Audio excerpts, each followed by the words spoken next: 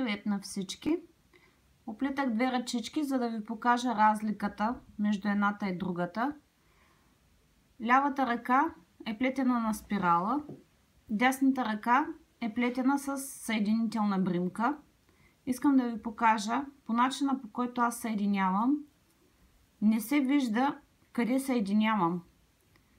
Виждате ли? Но става много по-красиво според мен. Няма го това изкривяване, наклона, който го има на тази ръчичка. Затова аз мисля, че ще е по-подходящо ми склон да я плетем по този начин, тъй като става много по-красива. За целта трябва да се направите общо 6 пръста от тези. Четвъртия пръст го изплитаме без да режем конеца, за да може да се продължи всичкото.